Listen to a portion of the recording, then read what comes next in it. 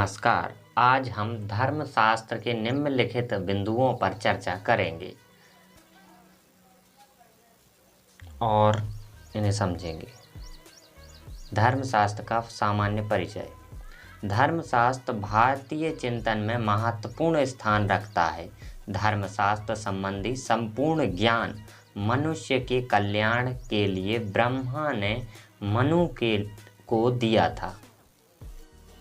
धर्मशास्त्र में धर्म को राज्य से प्राथमिक माना गया है। धर्म शब्द की उत्पत्ति ध्रुव या धातु से हुई है, जिसका अर्थ है धारण करना, अर्थात वह गुण जिसके आधार पर प्राणी जगत अपने वास्तविक स्वरूप को धारण करने में समर्थ हो सके। मानव धर्म की व्याख्या हेतु व प्राणी मात्र को उनके विभिन्न धर्म का बोध कराने हेतु ही धर्मशास्त्र का निर्माण हुआ है। धर्मशास्त्र और राज्य उत्पत्ति। और आइए हम समझते हैं। मानव धर्मशास्त्र में राज्य की उत्पत्ति के दैवीय सिद्धांत का वर्णन है। मनु के अनुसार संसार में राज्य के न होने पर बलवानों के डर से प्रजाओं में व्याप्त असुरक्षा के कारण संपूर्ण संसार की रक्षा के लिए ईश्वर ने राजा की सृष्टि की। राजा को ईश्वर ने इंद्र, वायु, यम, सूर्य, अग्नि, वरुण, चंद्रमा व कुबेर का सारभूत अंश लेकर बनाया है। राजा के प्रभाव अक्षुण्ण हैं।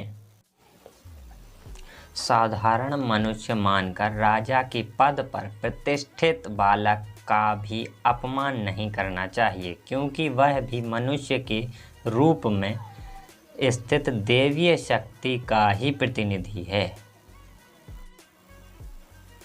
मनु ने राजा की दिव्यता की शक्ति की वजह कर्तव्य के विभिन्न पक्षों से जोड़ा है। इसे शासन के लोक कल्याणकारी दायित्वों की पवित्रता के रूप में परिभाषित कर दिया है। धर्मशास्त्र में दंड नीति। मनु ने धर्म के 10 लक्षण बताए हैं। धैर्य, क्षमता, संयम, अस्तेय, शौच, शुद्धता, इंद्रिय निग्रह, विवेकशीलता, विद्या, सत्य, वाच्य व आक्रोध।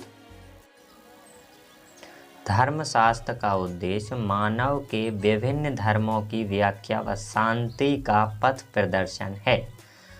मनुष्य की असुरी प्रवृत्ति का दमन करने हेतु दंड नीति की आवश्यकता हुई। दंड का प्रयोग साम्यक होना चाहिए। दंड का सृजन ईश्वर ने स्वयं किया है। दंड का उद्देश्य धर्म की रक्षा है। मनु ने 4 प्रकार के दंडों का उल्लेख किया है: वाक्य दंड, दृग दंड, अर्थ दंड और भौतिक दंड।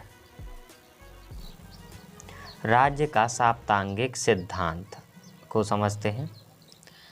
धर्मशास्त्र में राज्य की सव्य प्रकृति की कल्पना की गई है। जिस तरह से मनुष्य के शरीर के विभिन्न भाग महत्वपूर्ण हैं, उसी तरह राज्य के विभिन्न अंगों का महत्व होता है। राज्य के 7 अंग हैं। इन सभी का महत्व क्रमिकता में है। किसी भी अंग को नकारा नहीं जा सकता। ये 7 अंग हैं। नंबर 1 स्वामी या राजा, नंबर 2 मंत्री या अमात्य, नंबर 3 दुर्ग या किला, नंबर 4 राष्ट्र, नंबर 5 कोश, नंबर 6 दंड, नंबर 7 मित्र। मनु के अनुसार यह सभी तत्व परस्पर निर्भर हैं। इनमें से प्रत्येक तत्व दूसरे पर निर्भर है। प्रत्येक राज्य के लिए आवश्यक है। मनु ने एक कल्याणकारी राज्य का समर्थन किया है तथा अर्थव्यवस्था पर राज्य के नियंत्रण की भी बात की है, जिससे संपत्ति का प्रयोग राज्य के हित में हो सके। धर्मशास्त्र के सामाजिक विचार को समझते हैं। धर्मशास्त्र में तात्कालीन वर्ण व्यवस्था का समर्थन किया गया।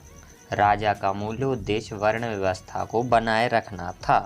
राजा से अपेक्षा की गई कि वह प्रत्येक वर्ण के सदस्यों द्वारा उसके निर्धारित कर्तव्यों के पालन को सुनिश्चित करे। वर्ण व्यवस्था के अलावा प्राचीन समाज में कर्तव्य निर्धारित करने हेतु आश्रम व्यवस्था का निर्माण भी किया गया, क्योंकि यह व्यक्ति के सामूहिक व्यवहार को समन्वित करने में सहायक थे। आश्रम व्यवस्था द्वारा व्यक्ति के व्यक्तिगत आचरण पर नियंत्रण किया जाता है। 4 प्रकार के आश्रम व्यवस्था विद्यमान थी। नंबर 1, ब्रह्मचर्य आश्रम, विद्या अर्जन करना, ब्रह्मचर्य का पालन करना 5 से 25 वर्ष तक की आयु में। नंबर 2, गृहस्थ आश्रम, परिवार का पालन पोषण करना 25 वर्ष से 50 वर्ष तक।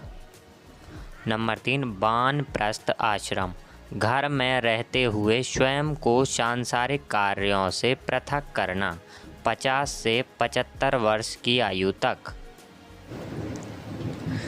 नंबर 4, संन्यास आश्रम, वन में जाकर तपस्या करना या ईश्वर का जाप करना 75 वर्ष से 100 वर्ष तक की आयु में। व्यक्ति का उद्देश्य मोक्ष की प्राप्ति थी, चाहे वह राजा हो या सामान्य व्यक्ति। धर्म अनुकूल आचरण के द्वारा व्यक्ति को मोक्ष की प्राप्ति होती है तथा जो राजा अपने राज्य धर्म का निर्वहन करता है उसे भी मोक्ष की प्राप्ति होती है। धर्म के अनुकूल आचरण पर बल दिया गया।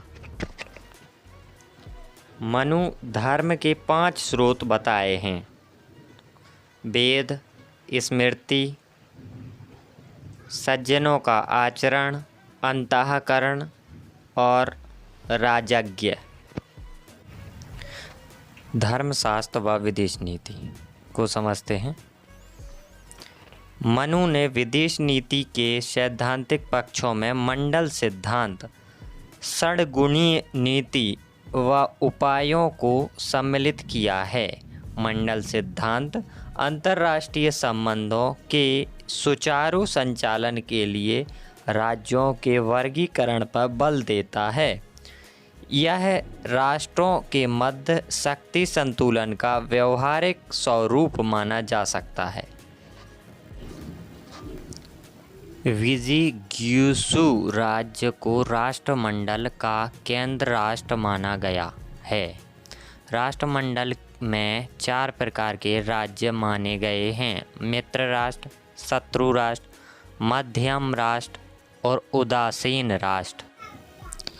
किसी राज्य द्वारा दूसरे राज्य के प्रति किसी विशिष्ट परिस्थिति में अपनी जा सकने वाली नीतियां धर्मशास्त्र में 6 बताई गई हैं: संधि, विग्रह, यान, आसान, द्वैधिभाव व संशय। मंडल सिद्धांत के दूसरे राज्यों को अपने पक्ष में करने हेतु 4 उपायों पर बल दिया गया है: साम, दाम, दंड और भेद। विदेश नीति के संचालन में दूत व्यवस्था व गुप्तचर व्यवस्था को महत्वपूर्ण माना गया है। अनुरक्त, चतुर, तीव्र स्मरण शक्ति युक्त, देश व काल के अनुरूप निर्भय वाक्यपटु दूत को मनु ने श्रेष्ठ दूत के रूप में स्वीकारा है। मनु ने 5 प्रकार के गुप्तचरों पर बल दिया है: कापारिक, तापस, उदास्थित, संन्यास धर्म से पतित, गृहपति जो कृषि के स्थान पर गुप्त चर्चा करें, व्यापारी। कर व्यवस्था संबंधी नियम। मनु ने राजा द्वारा उचित मात्रा में कोष संचय की आवश्यकता पर बल दिया है।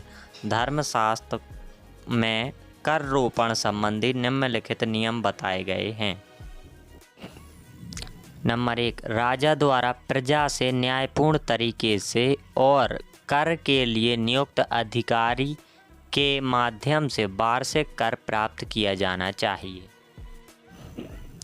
नंबर 2, व्यापारियों से खरीद बिक्री, मार्ग व्यय, लाभ आदि पर विचार विमर्श के माध्यम से ही कर की दर निर्धारित करनी चाहिए। नंबर 3, राजा को कार्य के रूप में पशु, स्वर्ण का 50वां भाग, धान का 6वां, 8वां व 12वां भाग ग्रहण करना चाहिए। नंबर 4, वृक्ष, मांस, शहद, घी, गंध, औषधि, फल, फूल, पत्ता, शाक, घास, मिट्टी से निर्मित बर्तन व पत्थर से बनी वस्तुओं का 6वां भाग कर के रूप में ग्रहण करना चाहिए। नंबर 5, राजा द्वारा आपातकाल में भी वेद पाठी ब्राह्मण से कर नहीं लेना चाहिए। नंबर 6, राज्य के कारीगर, बढ़ाई, लोहार आदि अति निर्धन व्यक्तियों पर राज्य द्वारा किसी भी प्रकार का कर भार नहीं डाला जाना चाहिए। इसके स्थान पर राजा को उनसे 1 दिन का अतिरिक्त कार्य लेना चाहिए। नंबर 7, अधिक लाभ के लालच में प्रजा पर किसी भी परिस्थिति में कर का अधिक भार नहीं डाला जाना चाहिए। धर्मशास्त्र की आलोचनाएं। मनु द्वारा समाज का वर्णों में विभाजन तार्किक व उचित प्रतीत नहीं होता। मनु ने राजा को ईश्वर से भी सर्वोच्च सत्ता के रूप में चित्रित किया है। यह राजा निरंकुश व अधिनायकवादी प्रतीत होता है क्योंकि उस पर किसी भी प्रकार का बंधन नहीं है। मनु द्वारा वर्णित राज्य की दैवीय शक्ति का सिद्धांत तार्किक प्रतीत नहीं होता। मनु ने व्यक्तियों के कर्तव्य धर्म पर बल दिया है, स्वतंत्रता व अधिकारों पर नहीं। निष्कर्ष। उपर्युक्त आलोचना में मनु द्वारा व्यापक दृष्टिकोण की अपेक्षा की गई है। मनु के अनुसार राजा धर्म के नियंत्रण में तथा उसके अधीन होगा, वह निरंकुश नहीं हो सकता। राजा ईश्वर का अंश है व आदर्श पुरुष है। वर्ण व्यवस्था भी जन्म पर आधारित न होकर कर्म पर आधारित है, अतः धर्मशास्त्र की व्याख्या व्यापक आधारों पर की जानी चाहिए, न कि आंशिक।